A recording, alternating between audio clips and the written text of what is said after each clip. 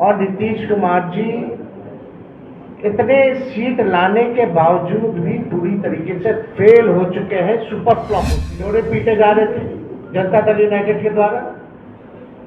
अब करेगा कौन? करने वाले भी तो वही हैं। Janata Dal United is the part of the government of India.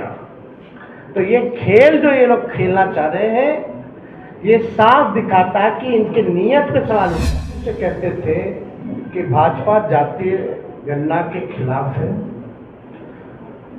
Bharatiya Janata party Bihar को विशेष राज्य का दर्जा नहीं देना चाहती है, और भारतीय जनता पार्टी जो है शेड्यूल लाइन में जो महागठबंधन की सरकार ने आरक्षण पिछड़ों का अति पिछड़ों का जो बढ़ाया है उसको डालना नहीं चाहती है अनुसूची 9। पहले भी कहा था कि अगर अनुसूची 9 में इसको नहीं डाला जाएगा तो हम लोग सड़कों पर आंदोलन करता हो।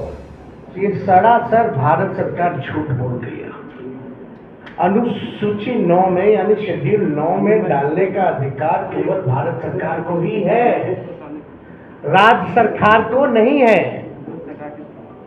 ये पूरी तरीके से झूठ बोला जा रहा है, संसद में झूठ बोला। सरकार किस प्रकार से पक्ष रख रही है हमको, क्योंकि भरोसा नहीं है मौजूदा एनडीए सरकार पर, बिहार की सरकार पर, क्योंकि भाजपा जो है उसमें बड़ी पार्टनर है। और चाहे केंद्र में हो या बिहार में एनडीए की सरकार, जैसा प्रेस कॉन्फ्रेंस रखा गया है, आप सब लोगों को विषय हम बताना चाहेंगे। और आप लोगों को इससे पहले भी एक कॉपी जो है लोकसभा में राष्ट्रीय जनता दल के सांसद ने, मनोज झा जी ने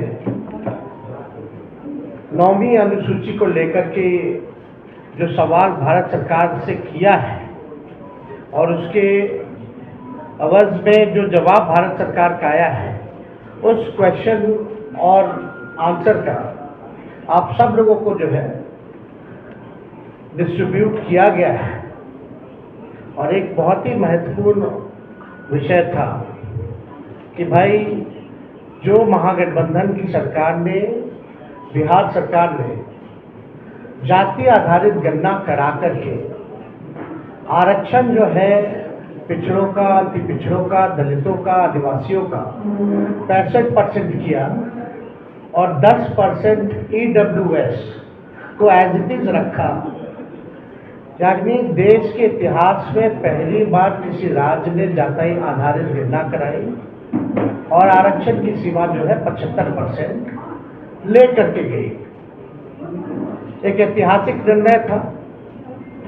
और उसके बाद भी हम लोगों का आशंका थी कि भाजपा के लोग किसी न किसी तरीके से, जिस प्रकार से कास्ट बेस्ड सर्वे जो हम लोग करा रहे थे, अपने मोहरों को कोर्टों में खड़ा करके किसी न किसी तरीके से डिले कराएंगे या ये होने नहीं देंगे, ये आशंका हम लोगों को पहले भी थी। इसलिए तात्कालिक जब हम लोगों की सरकार थी, हम उप मुख्यमंत्री थे, तो हमारे नेतृत्व में ही प्रेस कॉन्फ्रेंस हुआ था कैबिनेट निर्णय के बाद। और कैबिनेट ने, हम लोगों ने रिकमेंड किया था भारत सरकार को कि जो आरक्षण की सीमा जो महागठबंधन सरकार ने बढ़ाया है पिछड़े, अति पिछड़े, दलित, आदिवासियों का, इसको शेड्यूल 9 में भारत सरकार जो है वो डाले। उस प्रेस कॉन्फ्रेंस में जनता दल यूनाइटेड के भी वरिष्ठ नेता लोग भी शामिल हुए थे मेरे नेतृत्व में। और ये बात स्पष्ट रूप से हम लोगों ने कहा था कि जो रिकमेंडेशन बिहार सरकार ने दिया है उसको तमिलनाडु के तर्ज पर, जो आरक्षण तमिलनाडु का शेड्यूल 9 में है, इससे कोई भी आरक्षण पे छेड़खानी नहीं हो सकती है। इसलिए इसको भी बिहार को उस तर्ज पे शेड्यूल 9 में डाला जाए। आप सब लोगों को पता है कि हमारे प्रस्ताव पर सभी दल के प्रतिनिधिमंडल प्रधानमंत्री से भी मिले, उस समय भी मना कर दिया गया। तो हम लोगों का संकल्प था और राष्ट्रीय जनता दल की पूरी लड़ाई सड़कों पर भी पहले भी हुई थी कि भाई जाति गणना जो है पूरे देश में होनी चाहिए। लेकिन जब हम लोग सत्ता में आए, 17 महीने जब हम लोग सरकार में रहे तो इस काम को हम लोगों ने किया, लागू किया। और हम लोग शुरू से कहते थे कि भाजपा जातीय गणना के खिलाफ है। भारतीय जनता पार्टी बिहार को विशेष राज्य का दर्जा नहीं देना चाहती है और भारतीय जनता पार्टी जो है शेड्यूल 9 में जो महागठबंधन की सरकार ने आरक्षण पिछड़ों का, अति पिछड़ों का जो बढ़ाया है उसको डालना नहीं चाहती है अनुसूची 9 में। यानी तीनों चीज हम लोग उस समय भी शंकित थे कि कोई ना कोई कोर्ट चला जाएगा और इस प्रकार की बातें आएंगी। कोर्ट में ये मैटर गया और कोर्ट द्वारा जो है ये रोका गया। फिर ये मामला जो है अभी सुप्रीम कोर्ट में है और हमने पहले भी कहा था कि अगर अनुसूची 9 में इसको नहीं डाला जाएगा तो हम लोग सड़कों पर आंदोलन करेंगे। और बिहार सरकार किस प्रकार से पक्ष रख रही है हमको, क्योंकि भरोसा नहीं है मौजूदा एनडीए सरकार पर, बिहार की सरकार पर, क्योंकि भाजपा जो है उसमें बड़ी पार्टनर है। और चाहे केंद्र में हो या बिहार में एनडीए की सरकार है और मुझे पूरा भरोसा है कि एनडीए की सरकार चाहे बिहार वाली हो या देश में हो, ये नहीं चाहते हैं कि जो आरक्षण की सीमा बढ़ाई गई है उसको अनुसूची 9 में डालें। तो हम लोगों का पहले भी कहते कि हम लोग इसमें सुप्रीम कोर्ट में हम लोग जाएंगे और हम लोग केवल इंतजार कर रहे थे भारत सरकार के जवाब का, जो कि स्पष्ट रूप से ये जवाब आप लोगों के समक्ष मिला है। इसमें यही सवाल पूछा गया था कि भाई क्या आरक्षण आप बढ़ाइएगा अनुसूची में 9 में, स्पेसिफिकली जो है बिहार के शेड्यूल 9 में आप डालिएगा कि नहीं डालिएगा।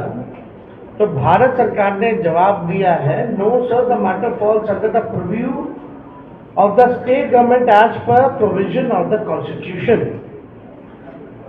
अब आप बताओ, ये सरासर भारत सरकार झूठ बोल रही है। अनुसूची 9 में यानी शेड्यूल 9 में डालने का अधिकार केवल भारत सरकार को ही है, राज्य सरकार को नहीं है। ये पूरी तरीके से झूठ बोला जा रहा है, संसद में झूठ बोला जा रहा है। और ये विषय अगर अनुसूची 9 में नहीं डालने का है या स्टेट मैटर है तो ऐसा तो नहीं कि भाई हम लोगों के हटने के बाद नीतीश कुमार जी ने अनुसूची 9 का जो प्रस्ताव हम लोगों को कैबिनेट द्वारा भेजे थे इन लोगों ने वापस ले लिया हो। क्योंकि उस समय तत्कालीन जो अभी भी गृह मंत्री आपके अमित शाह जी हैं, उस समय जो ईस्ट जोन का जो बैठक चल रहा था उसमें भी हम लोगों ने प्रस्ताव रखा था, उनसे मांग की थी कि इसको अनुसूची 9 में डाला जाए। अब मामला है कि कोई भी, चाहे नीतीश कुमार जी हो, जनता दल यूनाइटेड के कोई नेता हो, सभी लोगों के मुंह में दही जमा हुआ है। कोई भी इसको लेकर के आवाज नहीं उठा रहा है।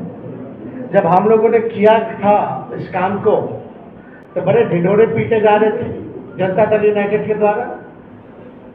अब करेगा कौन? करने वाले भी तो वही हैं। Janata Dal United is the part of the government of India. तो ये खेल जो ये लोग खेलना चाह रहे हैं, ये साफ दिखाता है कि इनके नियत पे सवाल उठ रहा है, कि इनके नियत ही नहीं है कि इसको शेड्यूल 9 में किया जाए। ये पिछड़े, अति पिछड़े, दलित, महादलित, आदिवासियों के हित में जो काम हुआ है उसको ये लोग नहीं चाहते, स्वीकारना नहीं चाहते और इसको पूरी तरीके से फंसाया जा रहा है। बिहार सरकार द्वारा कोई ट्रांसपेरेंसी नहीं रखी गई है। जब हम लोग जाति आधारित गणना करा रहे थे तो पूरी तरीके से ट्रांसपेरेंसी रखी गई थी कि कौन से स्टेज पे हम लोग हैं, क्या हो रहा है, नहीं हो रहा है, लोगों को जानकारी प्राप्त होती थी। अब बिहार सरकार सुप्रीम कोर्ट में क्या स्टैंड ले रही है? नहीं ले रही है। मुख्यमंत्री चुप है, उनके सारे मंत्री चुप हैं जो हमारे साथ बैठ करके मेरे नेतृत्व में प्रेस कॉन्फ्रेंस किए थे। कोई कुछ नहीं बोल रहा।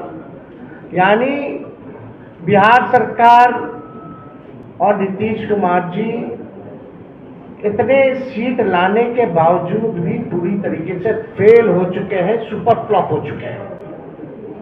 ये साबित हो रहा है कि उनकी कोई सुन नहीं रहा, या वो सुना नहीं रहे, या तो वो इंटरेस्टेड नहीं है, या तो उनकी बात को कोई नहीं सुन रहा।